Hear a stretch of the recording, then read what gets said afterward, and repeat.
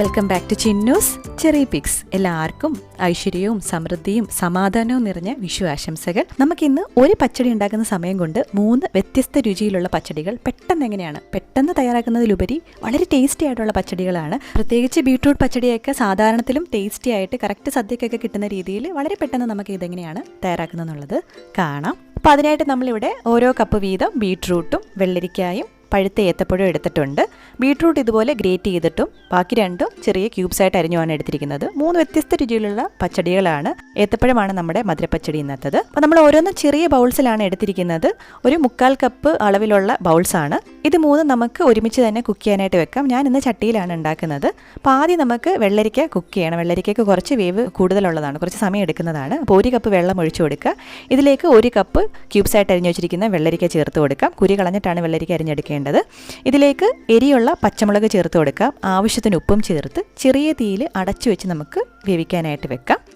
ഇതുപോലെ തന്നെ നമുക്ക് ഏത്തപ്പഴവും കുക്ക് ചെയ്തെടുക്കാം. അതിനായിട്ട് 1 കപ്പ് വെള്ളം ഒഴിച്ചു കൊടുക്കാം. ഞാൻ 1.5 കപ്പ് ഏത്തപ്പഴമാണ് ചേർത്ത് കൊടുക്കുന്നത്. നേരത്തെ 1 കപ്പാണ് കാണിച്ചതെങ്കിലും 1.5 കപ്പ് ഏത്തപ്പഴം, 1.5 ഏത്തപ്പഴമാണ് എടുത്തിരിക്കുന്നത്. ചെറിയ ഏത്തപ്പഴം. നടുക്കത്തെ കുരു ഭയങ്കര വലുതായിട്ട് തോന്നുവാണെന്നുണ്ടെങ്കിൽ അത് നിങ്ങൾക്ക് കളഞ്ഞിട്ട് കട്ട് ചെയ്തെടുക്കാം. ഇന്നത്തെ എൻ്റെതിന് വലിയ കുരുക്കളല്ലായിരുന്നു, അതുകൊണ്ട് ഞാൻ കളയാതെയാണ് കട്ട് ചെയ്തിരിക്കുന്നത്.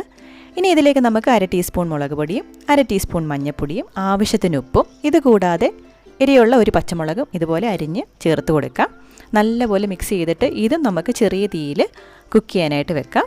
ഇനി നമുക്ക് ബീട്രൂട്ട് പച്ചടി തയ്യാറാക്കാം. അതിനായിട്ടൊരു ചട്ടിയിലേക്ക് എണ്ണ ഒഴിച്ചു കൊടുക്കാം. ഇതെൻ്റെ അമ്മ ഉണ്ടാക്കുന്ന രീതിയാണ്. പല രീതിയിൽ ബീട്രൂട്ട് പച്ചടി ഞാൻ തയ്യാറാക്കി നോക്കിയിട്ടുണ്ടെങ്കിലും ഇങ്ങനെ ഉണ്ടാക്കുമ്പോഴാണ് ഏറ്റവും ടേസ്റ്റ്, കറക്റ്റ് ആ ഒരു സദ്യക്കൊക്കെ കിട്ടുന്ന ബീട്രൂട്ട് പച്ചടി കിട്ടുന്നത്. നമ്മൾ പുഴുങ്ങിയൊക്കെ ഉണ്ടാക്കുമ്പോൾ കളറ് കാണാനൊക്കെ ഭംഗിയാണെങ്കിലും ഇതിങ്ങനെ ഉണ്ടാക്കുമ്പോൾ കളറ് കുറച്ച് കുറവായിട്ട് തോന്നുമെങ്കിലും കഴിക്കാനായിട്ട് നല്ല ടേസ്റ്റാണ്. അപ്പോൾ ഇതുപോലെ ചെറുതായിട്ട് ഗ്രേറ്റ് ചെയ്തെടുത്ത ബീട്രൂട്ടിലേക്ക് ഒരു പച്ചമുളക് അരിഞ്ഞത് ചേർത്ത് കൊടുക്കുക.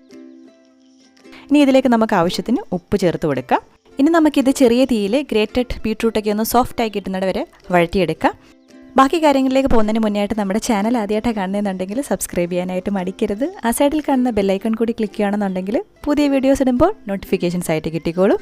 അപ്പം നമ്മളിത് 3ലേക്കും കറിവേപ്പിലയൊക്കെ ചേർത്ത് കൊടുക്കുകയാണ്.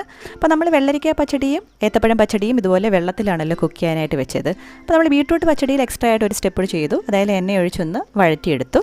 അപ്പോൾ ഈ നല്ലപോലെ വഴൻ്റെ ആ ഒരു കുത്തൽ ചെവിയൊക്കെ മാറി ചെറിയൊരു മധുരമായിട്ട് തോന്നി ടേസ്റ്റ് ചെയ്ത് നോക്കുമ്പോൾ ആ സമയത്ത് നമുക്ക് നേരത്തെ ചെയ്ത പോലെ തന്നെ 1 കപ്പ് ചൂടുവെള്ളം ചേർത്ത് കൊടുക്കാം. തണുത്ത വെള്ളമല്ല, ചൂടുവെള്ളം ചേർത്ത് കൊടുക്കാം.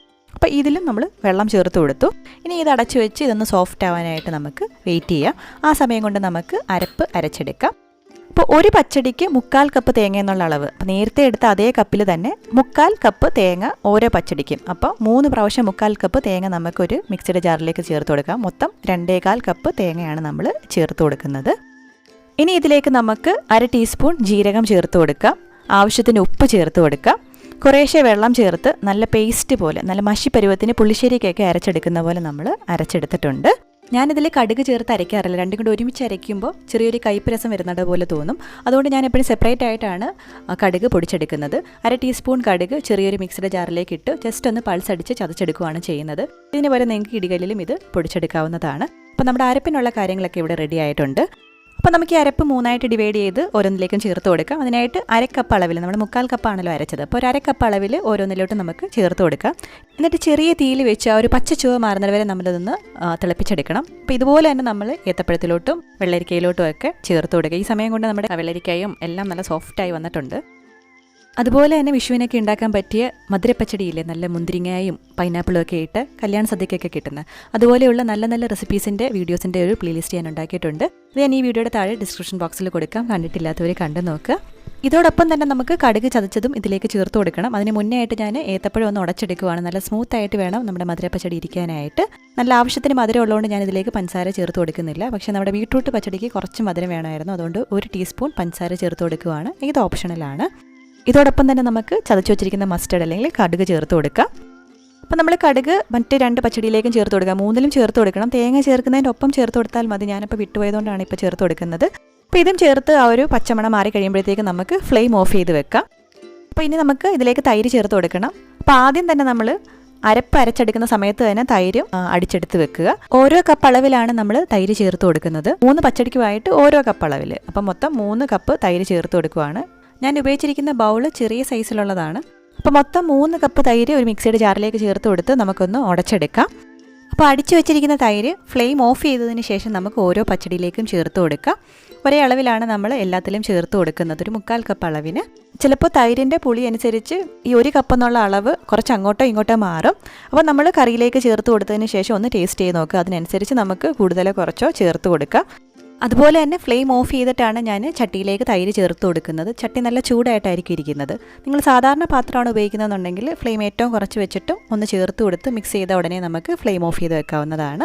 പിന്നെ ഇതിലേക്ക് നമുക്ക് കടുക് വറുത്ത് താളിച്ചു കൊടുക്കാം. അതിനായിട്ട് ഒരു ചെറിയ കടായിലേക്ക് എണ്ണ ഒഴിച്ചു കൊടുക്കാം. എണ്ണ ചൂടാകുമ്പോൾ കടുകും വറ്റൽമുളകും കറിവേപ്പിലയും ചേർത്ത് പൊട്ടിച്ചെടുക്കാം. ഇനി നമുക്കിത് 3 പച്ചടികളിലേക്കും താളിച്ചു കൊടുക്കാം. ഇതോടുകൂടി 3 വ്യത്യസ്ത നല്ല രുചികളിലുള്ള പച്ചടികൾ ഇവിടെ തയ്യാറായിട്ടുണ്ട്. ഓണത്തിനും വിഷുവിനും സദ്യയ്ക്കും എല്ലാം തയ്യാറാക്കാൻ പറ്റിയതാണ്. ഞാൻ ഇത്രയും എക്സ്പ്ലെയിൻ ചെയ്ത അളവുകൾ പറഞ്ഞത്. ഇപ്പോൾ 2 പച്ചടിയെ നിങ്ങൾ തയ്യാറാക്കുന്നുണ്ടെങ്കിലും കറക്റ്റായിട്ട് അളവ് അറിയാൻ വേണ്ടിയിട്ടാണ് ഇത്രയും എക്സ്പ്ലെയിൻ ചെയ്ത് പറഞ്ഞത്. അപ്പോൾ എല്ലാവരും ട്രൈ ചെയ്ത് നോക്കുക. നിങ്ങൾക്ക് വീഡിയോ ഇഷ്ടമായിട്ടുണ്ടെന്ന് വിചാരിക്കുന്നു. ഇഷ്ടമായിട്ടുണ്ടെങ്കിൽ കമൻറ്റ് ചെയ്ത് അറിയിക്കുക. അതുപോലെ തന്നെ ട്രൈ ചെയ്തതിന് ശേഷം ഫീഡ്ബാക്ക് അറിയിക്കാനായിട്ട് മറക്കരുത്. പുതിയ റെസിപ്പി അല്ലെങ്കിൽ വ്ളോഗുമായിട്ട് നമുക്ക് വീണ്ടും കാണാം. ഹാപ്പി വിഷു. ബൈ.